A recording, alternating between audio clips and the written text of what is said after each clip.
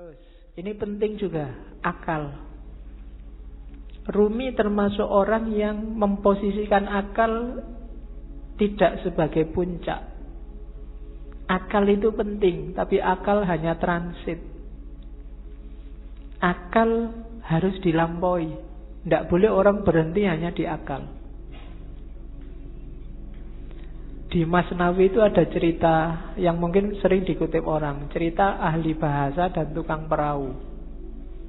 Jadi ada ahli bahasa naik perahu sama tukang perahunya. Sambil naik perahu terus ngobrol. Mas, tukang perahu, sampean ngerti nggak kalimat majemuk itu apa? Nggak ngerti, Pak. Sampean sudah tua, kalimat majemuk aja nggak ngerti. Rugi sampean hidup itu. Sampean ngerti nggak kalimat sastra itu kayak gimana? Nggak tahu, Pak. Apalagi sampean sudah umur tua gini sastra aja nggak ngerti.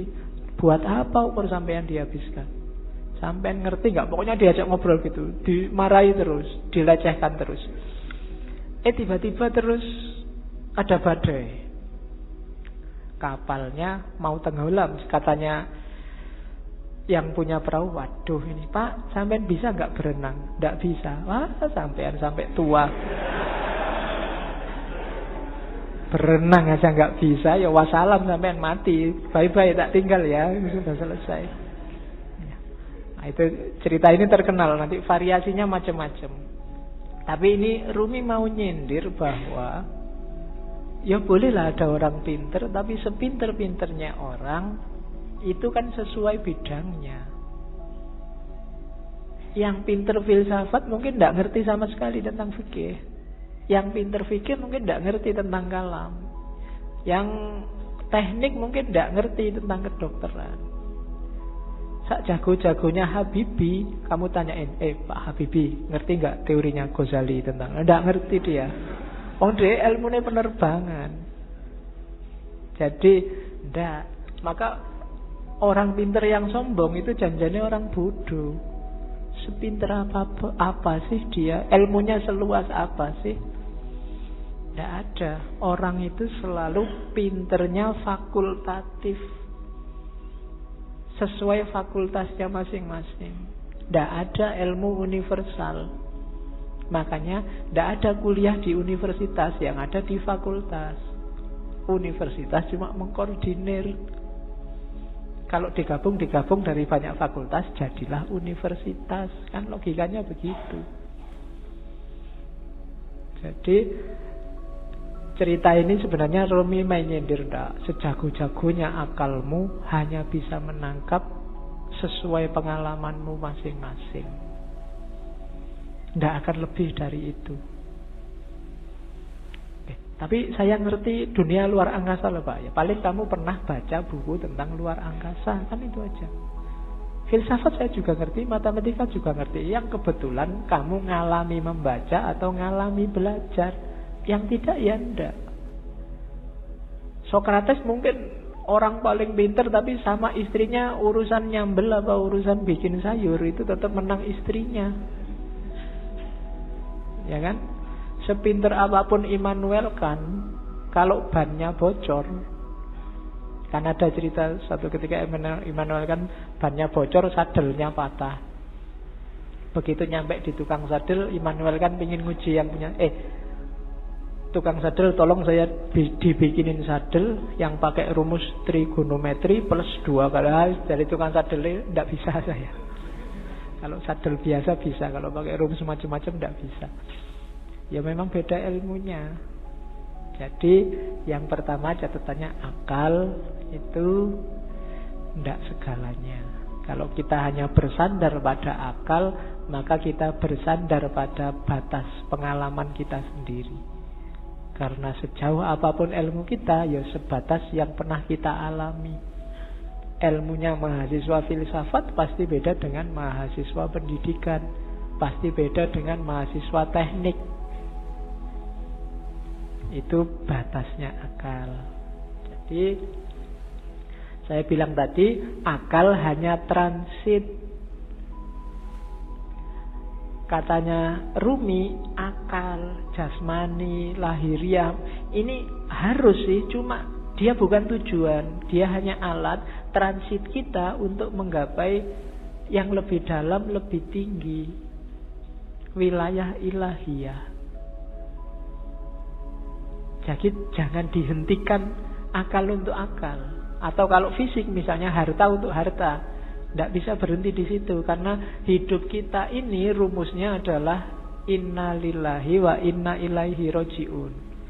Dari Allah dan sekarang sedang berjalan menuju Allah lagi. Maka apapun pengalaman, kalian punya apapun, ngerti ilmu apapun, punya harta apapun, punya kebisaan apapun, harus dalam rangka mendukung berjalan semakin dekat pada ilaihi roji'un. Termasuk akal. Kita dikasih Allah akal, panca indera, itu sebagai sangu untuk ilaihi roji'un. Jangan sampai tersesat. Bahkan Allah saking sayangnya sama kita, gak cuma itu, kita dikasih buku pedomannya langsung, namanya kitab suci. Enggak itu juga, karena khawatirnya kita enggak mau baca, kita dikasih nabi juga, dikasih rasul juga. Dalam rangka apa? Biar langkah kita ilaihi roji'un ini pas, enggak keliru. Maka katanya Rumi, akal kita, panca indera kita, apapun yang kita bisa, yang kita miliki, ini harus jadi jalan, harus kita lampaui menuju ilaihi roji'un tadi, dalam rangka bertemu dan berjumpa sama Allah. Kalau enggak, berarti satu di antara dua. Kalau bukan kesia-siaan yang nanti kita sesali, mungkin juga ketersesatan. Sia-sia itu enggak ada gunanya, kita tuas capek. Tersesat itu kita nyeleweng, jalurnya tidak ilaihi roji'un. Kalau Al-Quran bilang yang bisa ilaihi roji'un itu nafas mutmainnah. Ya ayyatuhan nafsul mutmainnah, jiwa yang tenang. Maka tugas kita di dunia ini bikin nafas kita mutmainnah, biar nanti bisa ilaihi roji'un, bisa kembali dengan mulus, dengan lancar pada Allah. Nah itu akal. Jadi termasuk ngaji ini ya. Ngaji ini tidak boleh bikin semakin jauh dari Allah. Harus bikin paling tidak selangkah kecil lebih dekat sama Allah. Kalau enggak, mending kamu tidak usah ngaji. Kalau ada ya Pak, saya itu ngaji filsafat terus jadi nggak yakin Allah itu ada apa enggak. Terus kamu tidak usah ngaji lah kalau gitu. Kok waktu ditanyain Allah besok kamu nunjuk aku. Ah itu yang ngajari Pak, nanti gitu aku susah aku. Enggak, pokoknya apapun harus bikin kamu selangkah lebih dekat. Kuliah juga begitu. Kamu kuliah juga, target sementaranya sih untuk penyemangat itu kan ya IP lah, pekerjaan lah. Tapi harusnya kuliahmu bikin kamu semakin dekat sama Allah. Makan juga begitu, tidur juga begitu, pacaran juga. Ya jadi kalau punya pacar, bilang ke pacarmu, kita komitmen ya, kita pacarannya semakin mendekat ke Allah. Ya diatur sendiri rumusnya, kamu yang ngerti. Ya, kalau mau pegangan tangan, bismillahirrahmanirrahim. Ya, kalau sudah, alhamdulillah. Oke. Itu maunya Rumi. Jadi apapun fasilitas yang diberikan Allah pada kita sekarang, manfaatkan itu untuk ilaihi roji'un. Hakikat kita ada di situ. Dan semua yang bikin kita semakin jauh dari ilaihi roji'un, hindarilah. Termasuk mungkin yang casingnya, casing itu kan tampakan luarnya, kelihatannya ini sangat agama deh, kelihatannya ini sangat islami deh, tapi kok rasanya bikin kamu semakin gak dekat sama Allah, mending dijauhi. Oke, itu